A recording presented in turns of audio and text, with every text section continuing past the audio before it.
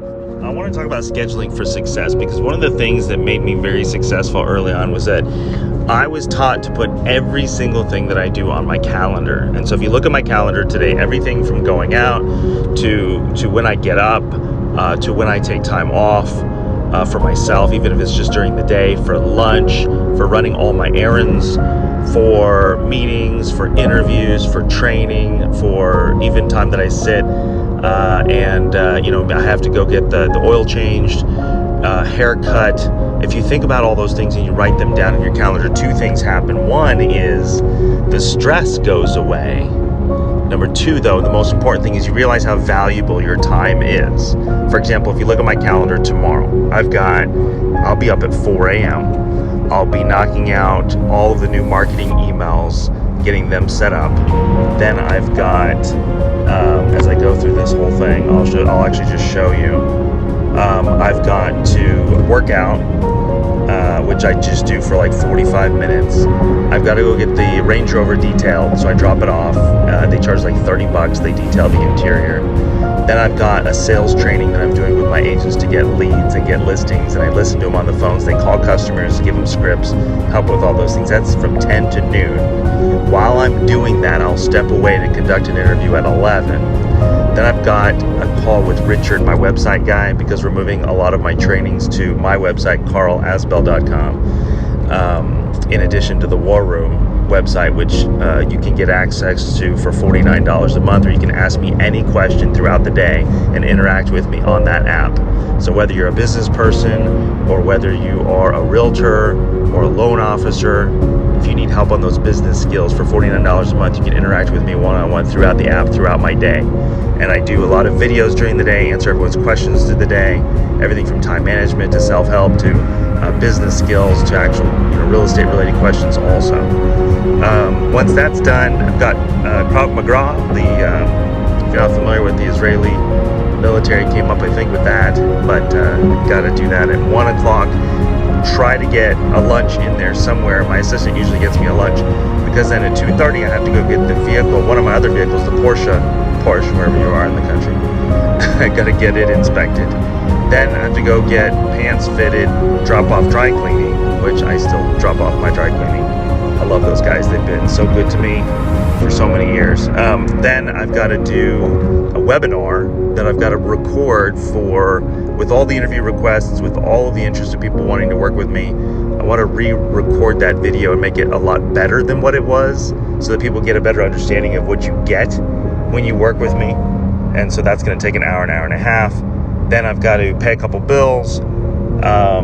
And then we're setting up leasing opportunities for the employees at one of my companies. That takes me till about 7 o'clock. That's software so that realtors can go in, agents can go in, salespeople can go in and look at the different apartments that are available for rent, what their availabilities look like, what their commissions they're paying.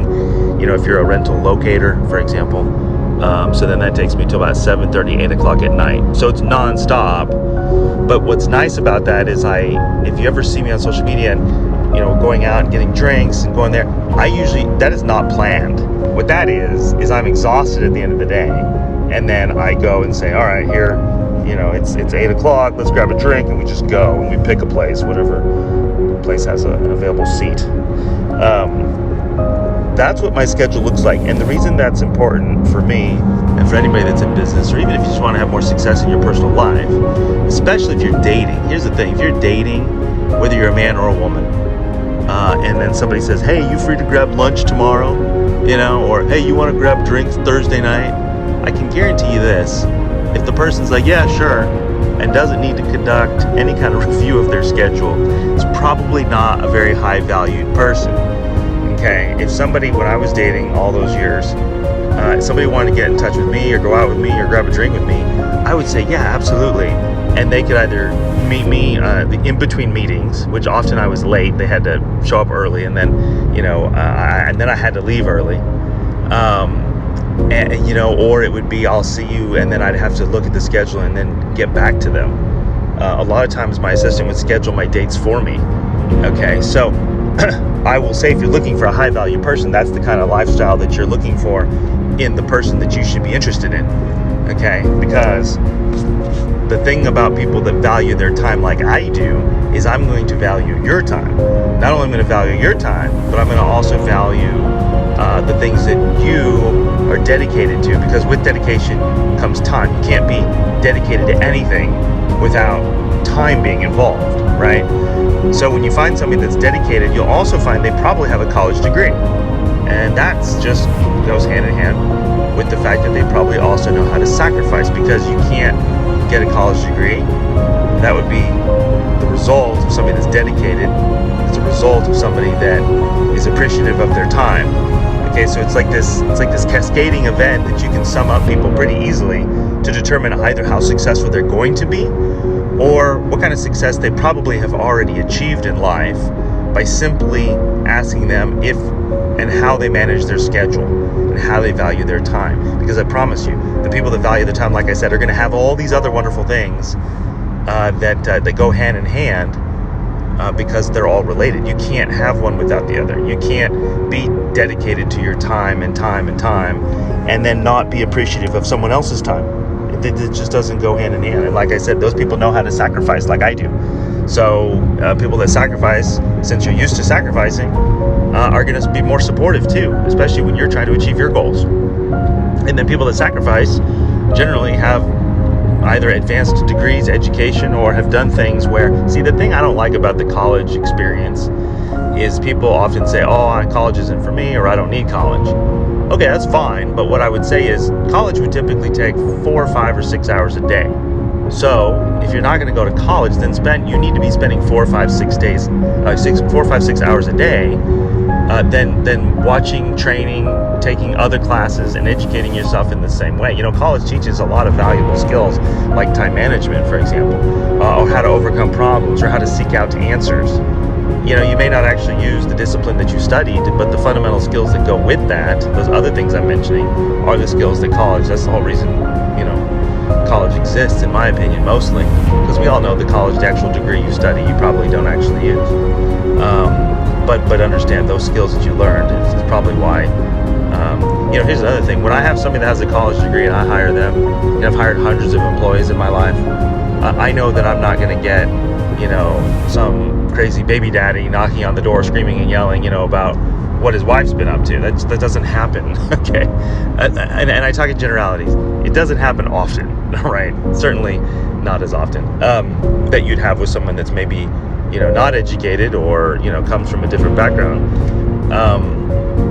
Which leads me to another point, which is like, people always, when I see someone and they have 3 divorces or 5 bad boyfriends, and it's like, that's not something really like you should look. People always say, well, maybe you're the problem, right? Well, I would say maybe not you're the problem. I would just say that you're a bad judge of character, right? You're choosing the wrong people, obviously, and that's what this helps with. If you find someone dedicated to their time, they're going to be more dedicated to you. It's the same psychology as, like, if you see a guy, if you meet a guy at a strip club, okay, he's the kind of guy that goes to a strip club, and I guarantee you, like 99% of the people that go to strip clubs, don't have degrees, don't have, employees, don't run companies. I'm talking generalities. I'm talking about the majority, right? And this is not your celebrities. This is not your, singers and artists and crap like that. Those are the exceptions, right? And 99% of them lose all their money, correct? Yeah, it's a fact. But no, we're talking about the everyday person that goes there. They're not the kind of people that are going to generally be faithful or loyal, because, for example, if they have to seek out, unless it's just like a party, like a one-time thing, I'm talking about people that consistently go to these places, they're not generally faithful, loyal people. Because if they were, like, for example, me, I used to get all my dates at Kroger. I would just go to Kroger, I'd find the attractive girls, in the hot yoga pants, I'd hit them with my sales pitch about myself real quick, 2 seconds, and I'd walk away with a date. One time I got in trouble because I got 2 dates in the produce, and then as I was checking out, I was getting a 3rd date, but one of the other girls was behind me, and she said, hey, that's the same shit you just told me. And then, that didn't go so good. But, if you have trouble finding women or sex, if you're a sex addict, or if you're not getting enough sex, I don't know what your problem might be, there's no reason to have to resort to go, to get some sort of attention at a strip club. Because what's going to happen is that person, guy or girl, let's talk about guys, that guy is going to be the kind that, probably once another hot girl goes by, is going to start talking to her in the same way he's looking for that same satisfaction, which is why he went to the strip club in the first place. Then you can assume everything else, which is generally true. And, those assumptions, I think, they keep us maybe sound and safe and keep us, from getting into dangerous situations. But we've kind of pushed away from that, I think, as a society. You look at people who do certain things and other things follow that almost always. And people only really fall into a few categories. And when you can learn what those categories are, which is what I teach, then you can pretty much not only be an amazing salesperson and better yourself too, but it gives you a lot of self-awareness of where you can improve. Because for example, you may be hanging out with the wrong people and you might not know it.